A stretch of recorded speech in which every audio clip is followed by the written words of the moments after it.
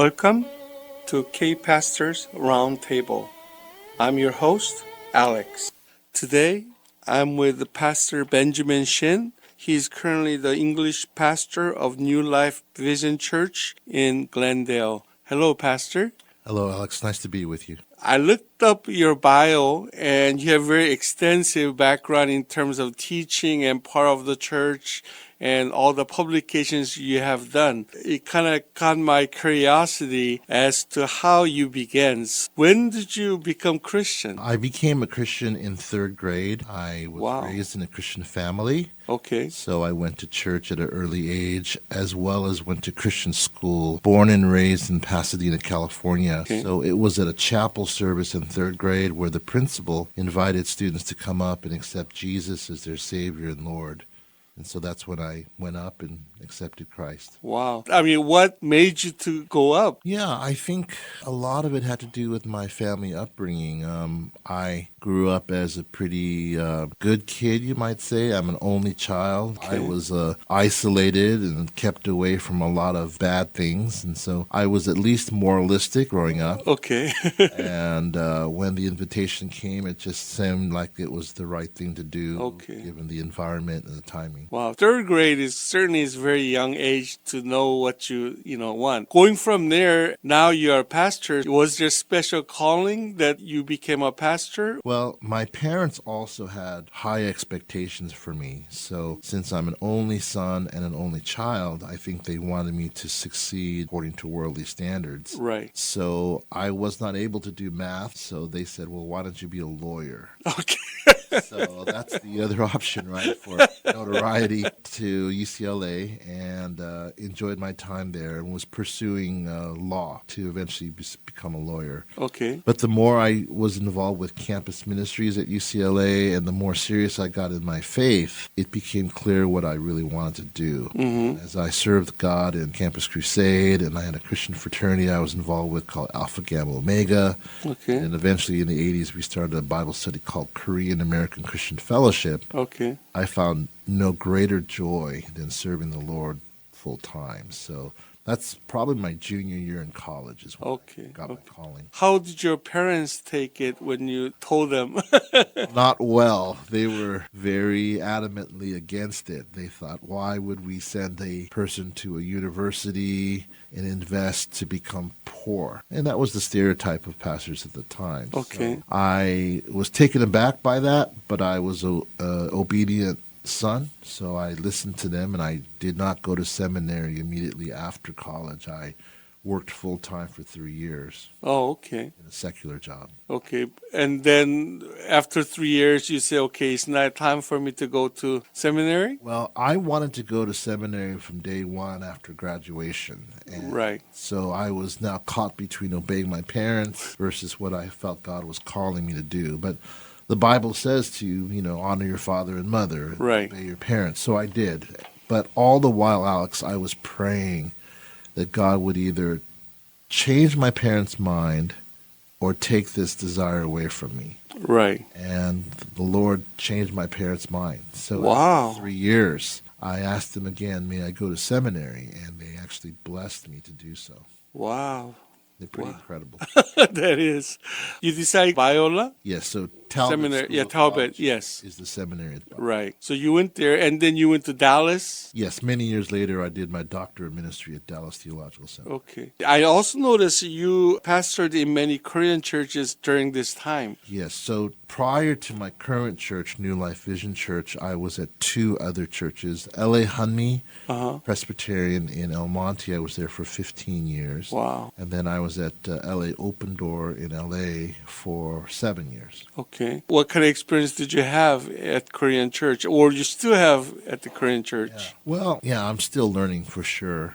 It was tough, to be honest with you, because one, I don't speak Korean. Okay. And I was raised in the 60s in Pasadena, which was very white. Yes. So my orientation was very Western and very white. Mm-hmm. So the first 25 years of my life, I was growing up in the white church. So Yes. Lake Avenue in Pasadena. Okay. And then Grace Community Church in Sun Valley in my college years. So now I'm 30 years in the Korean church. So Okay. I'm 55 right now. It's been a learning curve, and I'm still learning more and more. And I've come to very much appreciate Korean culture and Korean Christianity and spirituality. Is there any kind of connection that you feel personally when you go to Korean church teaching, let's say, versus going to a non-Korean church? Yeah, I think people process things differently. I think wherever I go, I've been warmly received, so I've been thankful Yes. for that. I think people want to hear the Bible, and that's what I teach is the Bible. And I think, unfortunately, not everyone these days in ministry teaches the Bible. Right. I think that's important. So the authority doesn't come from me as a person. It comes from the authority of the Word of God. Right. That is significant for me. So I think when I do Korean churches, I'm warmly received because I have a Korean face. Right. When I'm at white churches, I think they like the content. When I go to black churches, they like my passion. So Okay. different strokes for different folks. Now, you pastor in Korean church. Yes. And obviously you're dealing with one first generation, second generation, and all across the board. Is there anything that you want to particularly address in terms of first generation versus second generation and their thought process for the longevity of the church? Yes, that's a great question. I mean, we could spend the rest of our time. I think I've had really good experiences with the Korean church, and currently it's been great. In the past, I've had really tough situations, even bad situations. Wow. So I think I've learned a lot. It's helped me mature as an individual. Yes. And main takeaway that I have gotten over my now 30 years being in a Yes. Christian church is we have to understand, appreciate, affirm, embrace differences. Right. And if we can do that successfully, then we will be able to coexist and flourish together. Let me clarify what that means a little bit. When one group, let's say the second generation or even the first generation, tries to impose their thoughts as saying this is the way or the right way or the only way to do it, Right. that's going to lead to conflict. Yes. It's similar to marriage. A husband and wife obviously are different. Yes. You come into marriage knowing that male and female, family, upbringing and history. You can't expect the other person to be just like you. And when I do premarital counseling, I say, don't try to change the other person. That's going to lead to conflict. Right. In the same way that parallels the generational interaction. And unfortunately, we've seen recently many churches have blown apart Yes. because one or the other side or both sides simultaneously tries to impose a certain way of doing things, and it doesn't value or affirm the difference. Yes. So I just think that should be a commonsensical thing, and it should be a biblical thing, because when you look at the Bible, there's Jews and Gentiles primarily are the groups. Yes. And although there's a focus point of Jesus, of being in Christ and the gospel, of course, there's no erasing of the differences. Everyone understands that Jewish culture and Gentile culture is different, and even Hebraic Jews versus Hellenistic Jews, even within the same ethnicity. So that's very much prescriptive in the Bible, and we need to learn that. So in my current context, I'm thankful that my senior pastor, Joshua Kang, or Kang Junmin Muksanim at New Life Vision Church, he totally gets this. Yes. And so honestly, I hadn't pastored for 6 years. I stepped away from 2012, and I was just attending a church as a member. We were actively involved, and I was focusing on my professorship. Right. But when he asked me at the end of 2017, would you consider coming back into the church as a pastor, I thought, boy, it's going to have to be a pretty sweet deal for me to even consider this. But it was, and I am so thankful, and we have now made a commitment to be together for the next 10 years. Wow. Minimally. Okay. Because I think we both understand that principle of differences and affirming that and supporting that and being okay with that. Right. That's the key. You can't just have the model. The model is half the equation. Right. You have to have the right people who work in that model in order to make it flourish. Okay. You said you're going to be with him for 10 years at least. That's wonderful news because most English pastors that I know in Korean churches are usually 3 to 5 years and they move to next church. Yes. And they don't stay. And so I'm glad that, your commitment with him is at least 10 years because, to make any changes within the church or helping the church grow to the right direction, it takes time. Absolutely. You're, Yeah. you're completely right on that. And again, here's another opportunity I have. I teach at the seminary. I'm teaching pastoral ministry classes now. I tell our students who are hoping to be pastors that if you stay 3 years, they're going to start liking you. Right. If you stay 5 years, they'll trust you. Right. If you stay 7 years, you can set a culture that can really flourish and grow even if you're not in the equation. Yes. And so I'm really in it for the long haul, and that's what I'm trying to model and teach to my students. I'm so glad. Now, you just mentioned that you teach at Biola or Talbot Seminary. My question is, when did you become, I guess you started with the adjunct? Professor, yes. So I went to Talbot. I did my MDiv there. Okay. And then I did my THM, which is Master's in Theology. I was invited to teach at the undergrad level in 1993, and I was an adjunct for that time. In 1998, I was asked to teach for Talbot in terms of the grad program because I had just finished my THM there. So back in the day, if you had 2 master's degrees, that was sufficient to teach at that level. The standard has gone much higher now. You pretty much Yes, need a have doctorate to do PhD. that. I was concurrently pastoring and teaching at the same time, where I was full-time pastor and part-time professor. Mm-hmm. And that all changed in 2005, where it switched. I became part-time pastor and full-time professor. Okay. So I was previously a professor of Bible exposition, teaching New Testament. Yes. And then just recently in the last year, they've switched me over to associate professor of Christian ministry and leadership. So I oversee MDiv students and teach the field education and pastoral ministry classes. When did you realize that you had the gift of teaching? Yeah, it took a while. I certainly enjoy teaching, and I think that's an indicator. I wasn't sure how effective I would be, to be honest with you. Okay. So I think it took a lot of convincing from outside people who said, oh, I really understood what you were saying. I appreciate it. So I think, Alex, my big value on teaching is, am I clear?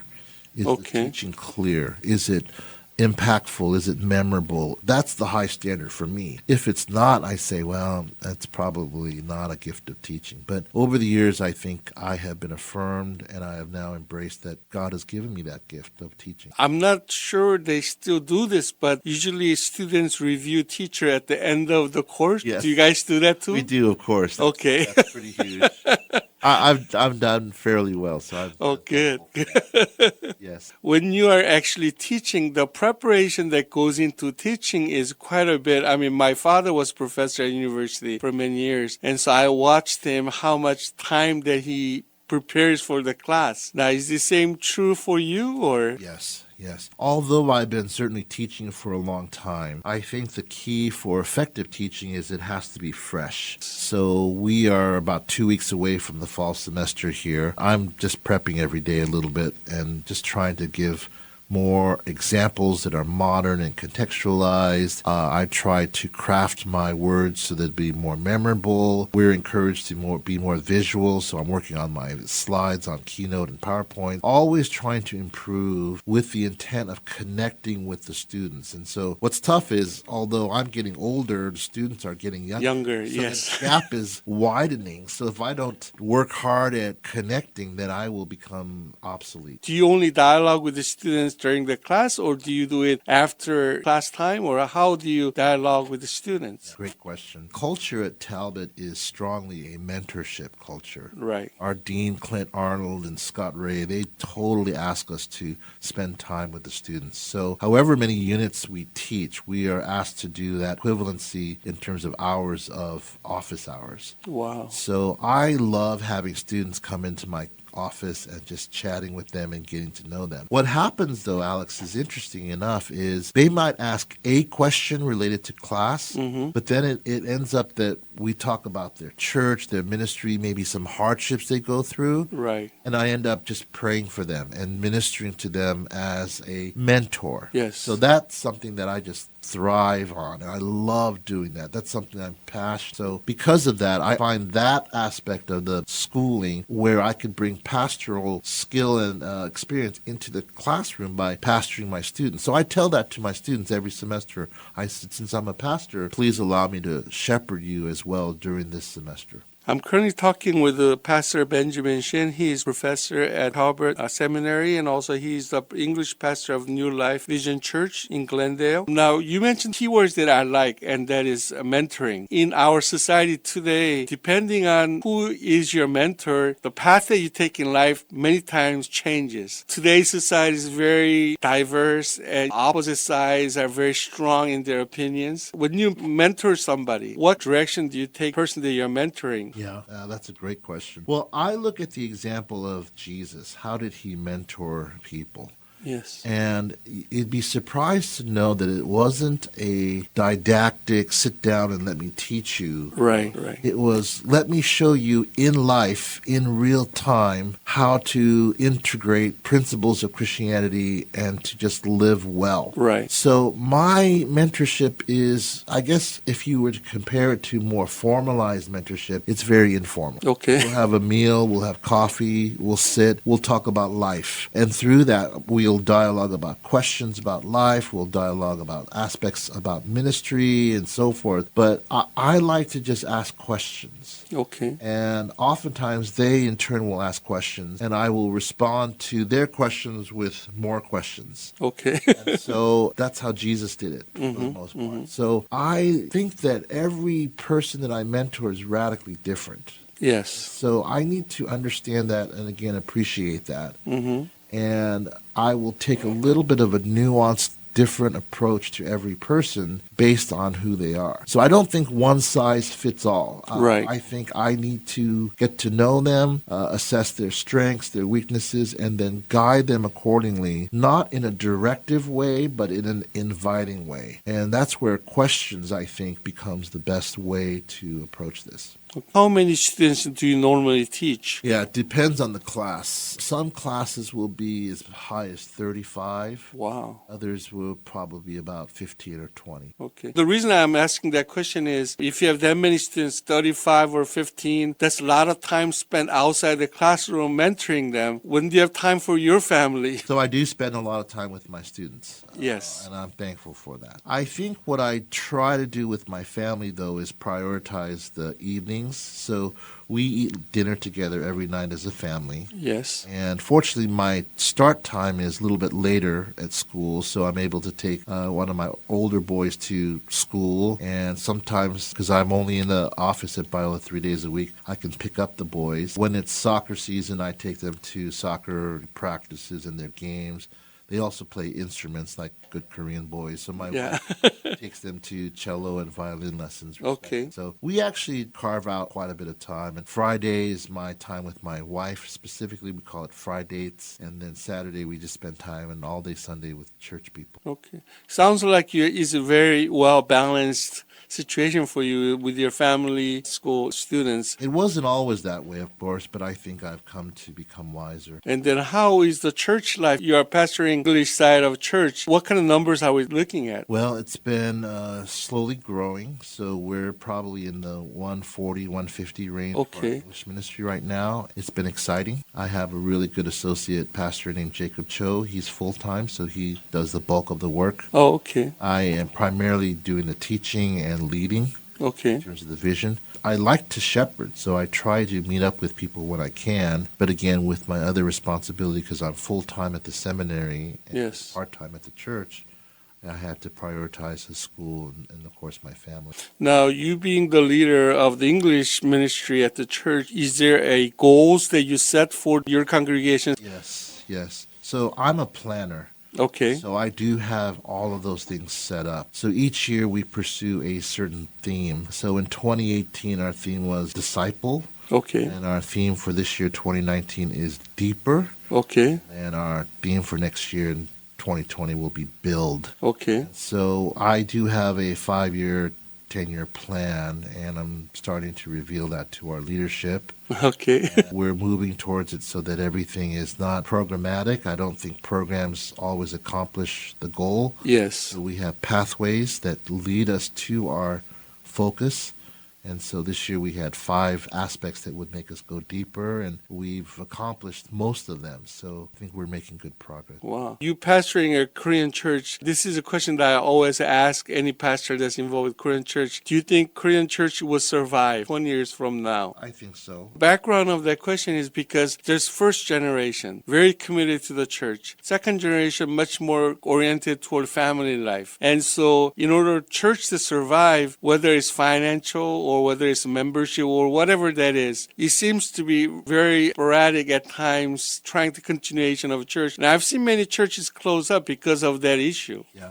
So I take a little different perspective, Alex, on that. So people will point to things like the decrease in immigration from Korea, and of Right. course, whether it be through hardships to come here or whatever it may be, people will say, well, then is there a pipeline for the future of the Korean church? And like you said, second generations, maybe some of them are not so interested in church anymore. Right. I think church, period, whatever ethnicity, the Bible tells us it will survive even according if the gates of hell try to come into it. And I think God will sustain his church. And I do think both the Korean and the Korean American church will continue, because it's not just about the specific people from a certain country, it's the spirit of it. I find now that even second and third generation Korean Americans are attracted to its spirituality, its culture, its ambiance, its ethos. So let me give you an example.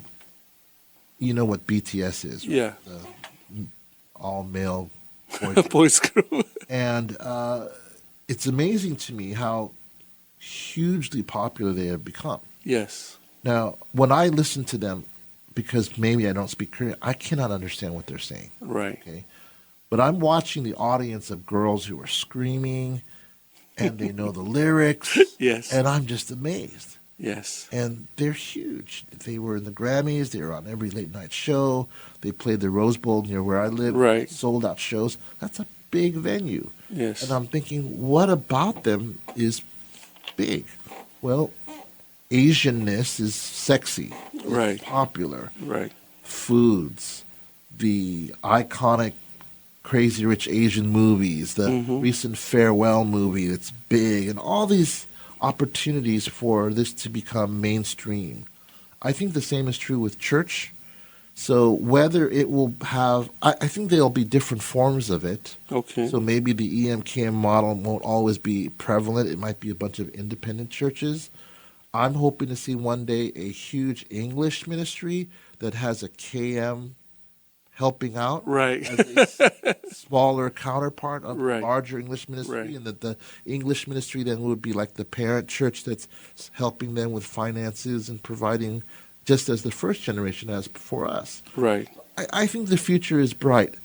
I think there's going to be some refinement. I think there's going to be some attrition, but I am hopeful for the future of it because of what the Bible says, because of what I see in current trends.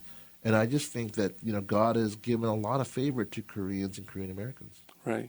Another reason I asked that question is because even my own church that I attend, average age of our KM side is we're looking at, over 60 plus. Right. EM side is we're looking around 30. And so there's a big age difference in the bulk of the, congregation for the KM and also for EM. And so if we continue on this path, somewhere along the way, one side is going to be much smaller than the other side. Yeah, exactly. And so that's where it might be a reversal. And it will be interesting to see how that all pans out.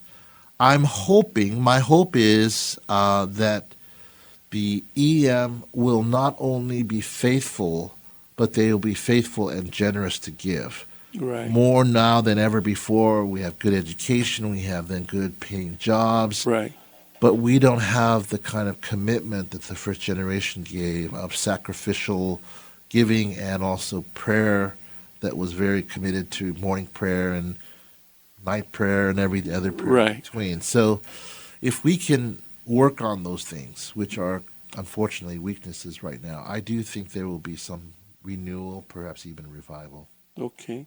And then one final question that I have for you is when you had the difficulty in teaching at the KM church originally, when you were younger, what made you not completely step away from KM churches? Because I mean, it also tells you about your character and your personality. Because we all have different kind of personalities, and so if we encounter a difficulty, some of us would just simply walk away. We'll never look back, and then some people would try to overcome that difficulty. And so, why didn't you walk away? Well, I'll be honest with you, Alex, the thoughts certainly crossed my mind. Yes. And nearly every single one of my friends thought I was crazy to stay in the Korean church after Right. I got my first church. I was fired on Christmas Day. It was pretty traumatic Wow. after 15 years. Wow. So there was a change of leadership, and my previous senior pastor had always protected me, and the elders were not very fond of me, so Okay. they got rid of me. So it was a pretty traumatic time. Wow. On Christmas Day? Yeah, it had to clear budget by the end of the year, so either the last Sunday or Christmas Sundays. Wow.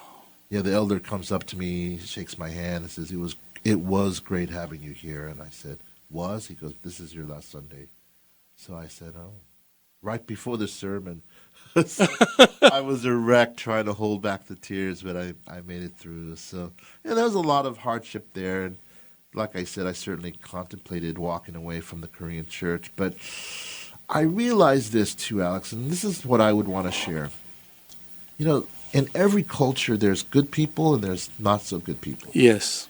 And I think it's unfair and perhaps not warranted to say all people are this way. Right. And my conclusion from that first church was that all Korean elders are bad, Wow. Okay. which is unfair and unreasonable. I hadn't met every Korean elder, so I had no data on that, and Right. I just made a gross stereotype based on a limited experience. And what was interesting is the next church I went to, the elders were great. They were very godly. They were very caring and very loving to me. Okay. So I realized, okay, it was just a small group of elders that are bad. Okay. And so I realized that I need to be careful not to just generalize. So here are some generalizations. All second generation people are lazy. Now, there's a few, but there's some really hardworking ones too. Yes. All first generation Koreans pray a lot. Well, yes, a lot of them do. They have a term, kwanzanim, right? Older praying woman. Right. They even have a term for that, but not everyone does. Yes. So, and when I thought all Korean elders are bad, that's not true. Yes. Completely false. And so I had to rethink and regroup. And when I came to my senses, after I got better from that experience, I realized, okay, God still has me to do something here. So I have a unique experience and background, as you touched upon, that allows me to be in the church. And I have more of a heart for the Korean Americans because my goal, Alex, is to reform the Korean American church. Okay. Theologically, in terms of leadership, and to take what's so good already and make it better for my kids in the future who are only 13 and 10 right now. That's my hope. Okay, thank you so much, Pastor Shin. Thank you for joining us today. K-Pastors Roundtable is a discussion program for today's English-speaking Koreans and Christians. We will discuss the current issues and important issues dealing with our community. Your participation is very important to us. You can send in your questions or comments via email kprt316@gmail.com. You can hear our program on AM 1190 in Southern California on Saturday and Sunday at 1:30 p.m. You can also find us on YouTube channel K Pastors Round Table. Please join us. Thank you.